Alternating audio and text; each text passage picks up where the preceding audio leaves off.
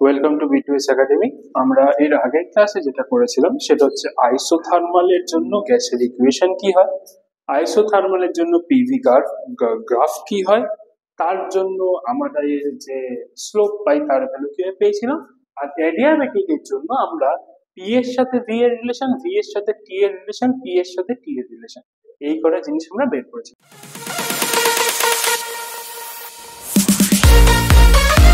আজকের আমরা ফার্স্ট যেটা দিয়ে শুরু করব সেটা হলো অ্যাডিয়াবেটিক কার্ভ। ঠিক আছে, অ্যাডিয়াবেটিক কার্ভ বের করার জন্য আমরা আইসোথার্মালে যেমন delta P by delta V value বের করেছিলাম, এখানেও আমরা সেম করব। তাহলে অ্যাডিয়াবেটিক ইকুয়েশন কি হয়, PV to the power gamma equal to constant. তাহলে এখানে আমরা নেব taking derivative both side with respect to v। তাহলে এখান থেকে আমরা কি পাবো, d dv pv to the power gamma equal to d dv of constant। তাহলে কি হলো, p টা কনস্ট্যান্ট বাইরে চলে এলো, gamma v to the power gamma minus 1 d dv of v plus v to the power gamma delta P by delta V, কনস্ট্যান্টের derivative করলে আমরা কি পাই, 0। ওকে, আচ্ছা, তাহলে আমরা এখানে কি পেলাম, gamma P V to the power gamma minus 1 del del V of V gives us 1 plus V to the power gamma delta P by delta V equal to 0। আচ্ছা, এবার ডিভি দিয়ে আমরা মাল্টিপ্লাই করি, gamma P to the power gamma minus 1 delta V plus v to the power gamma delta p gives us 0 into delta v। ওকে, তাহলে এখান থেকে আমরা কি পাচ্ছি, gamma p v to the power gamma minus 1 delta v equal to minus v to the power gamma delta v। ঠিক আছে, আমাদের কাজ কি, delta p by delta v বের করা। তাহলে আমরা এখান থেকে কি পাচ্ছি, gamma p v to the power gamma minus 1 divided by v to the power gamma, আচ্ছা মাইনাস সামনে থাকবে, ইকুয়াল টু আমরা কি পাবো, delta p by delta v। তাহলে চলো এটাকে আমরা ক্যালকুলেট করি। তাহলে এটা হচ্ছে minus gamma p v to the power gamma minus 1 minus gamma is equal to delta p by delta v। ওকে, তাহলে এখান থেকে আমরা কি পেলাম, এখান থেকে আমরা পাচ্ছি minus gamma p v to the power minus 1 equal to delta p by delta v। তাহলে minus gamma p by v is equal to delta p by delta v। তাহলে আমাদের যে আগের ইকুয়েশনের জন্য আইসোথার্মালের জন্য আমরা delta P by delta V কি পেয়েছিলাম, আমরা পেয়েছিলাম delta P by delta V for isothermal equal to minus P by V, আর delta P by delta V for adiabatic আমরা কি পাচ্ছি, minus gamma P by V. Okay, তাহলে এরপরে আমাদের কি করতে হবে, এরপরে আমাদের করতে হবে আইসোথার্মাল অ্যাডিয়াবেটিক কার্ভের জন্য পিভি কার্ভ।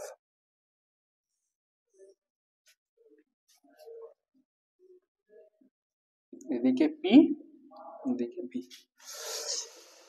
তাহলে এখান থেকে আমরা যদি এই কার্ভটা করি, এই কার্ভটা কেমন দেখতে হবে, this curve look like that. Okay, this is for one temperature T1, this is for another temperature T2 যেখানে T1 is less than T2। ঠিক আছে, এবার আমরা যদি if we compare, আচ্ছা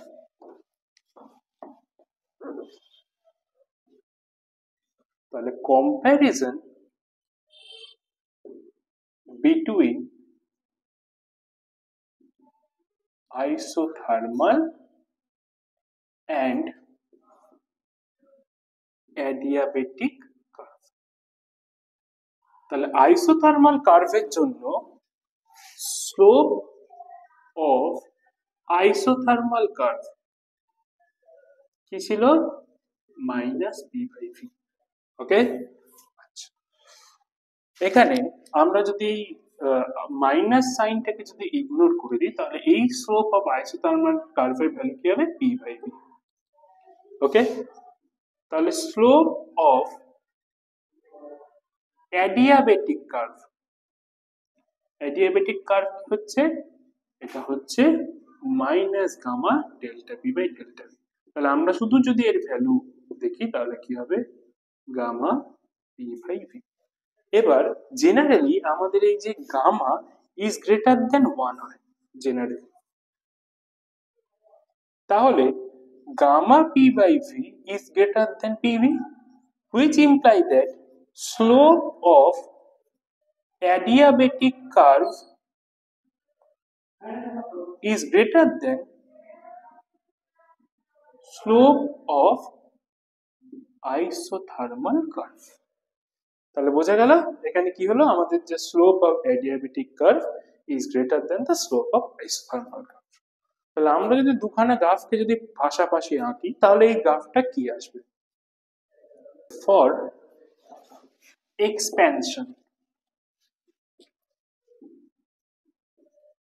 এই এক্সপ্যানশনের জন্য কোন একটা গ্যাসের আমরা যদি আইসোথার্মাল আর অ্যাডিয়াবেটিক দুটো যদি গ্রাফকে আঁকি, এটা হলো PV, we get the isothermal curve is look like that, this is isothermal, and the adiabatic curve is look like that, this is expansion। কেন এক্সপ্যানশন বললাম তার কারণ হলো এখানে দেখো আমাদের ইনিশিয়ালি যে ভলিউম ছিল তার থেকে ফাইনাল ভলিউম ইনক্রিজ করছে, that is why this graph look like that। and for compression, compression মানে কি যখন আমাদের গ্যাসের ভলিউম কি হচ্ছে কমে যাচ্ছে, তাহলে এটা কি হবে এটা হবে আমরা যদি পিভি গ্রাফ নিই, আমরা ধরে নিই কোনো একটা ভি থেকে আমরা কি করছি এর ভলিউমটাকে কমাচ্ছি, তাহলে this adiabatic curve look like that, আর এর করেসপন্ডিং আইসোথার্মাল গ্রাফটা হবে এই আইসোথার্মাল। তাহলে কি হলো স্লোপ কি হলো অ্যাডিয়াবেটিকের বেশি আইসোথার্মালের কম। Okay, this is the two graph when we put in দুটো প্রসেসের জন্য গ্রাফ যখন আমরা পিভি গ্রাফের মধ্যে ফেলি তখন গ্রাফ দুটো এরকম।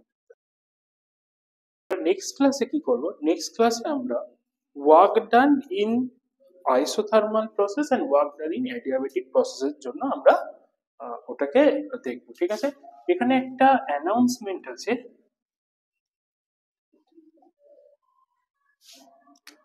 there is a announcement that is আমাদের যে West Bengal board, West Bengal বোর্ডে তোমরা হয়তো there is no YouTube videos, but West Bengal বোর্ডে আমাদের কি হয় 7 to 12 অবধি আমাদের এখানে all subject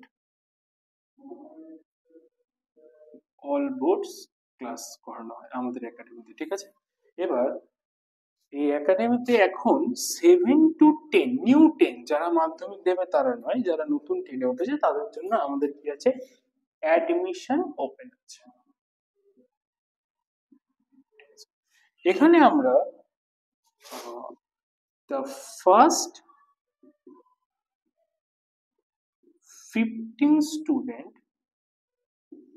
of each class যারা অ্যাডমিশন নেবে ক্লাস 7 to 10 এর মধ্যে তাদের জন্য অ্যাডমিশন ফিস 0, তাদের নো অ্যাডমিশন ফিস। ঠিক আছে, তাহলে তোমরা যদি কেউ যোগাযোগ করতে চাও তাহলে এই আমাদের এই জানুয়ারি মাসের মধ্যে আমাদের একাডেমিক যে নাম্বার 7450908074 এই নাম্বারে তোমরা যোগাযোগ করবে। ঠিক আছে, আর আমাদের ডেমো ক্লাসের জন্য তোমরা যদি কেউ ডেমো ক্লাস করতে চাও সেও 7450908074 এই নাম্বারে আমাদের সাথে যোগাযোগ করে নিতে পারো। ঠিক আছে, তাহলে চলো আজকের জন্য এখানেই বাই। নেক্সট ক্লাসে আমরা কি করব নেক্সট ক্লাসে আমরা যেটা বলছিলাম, আমার যে ক্লাসের যে পার্ট সেটা হচ্ছে work done for adiabatic and isothermal process, ওটা নিয়ে আমরা এগোবো। চলো আজকের জন্য বাই।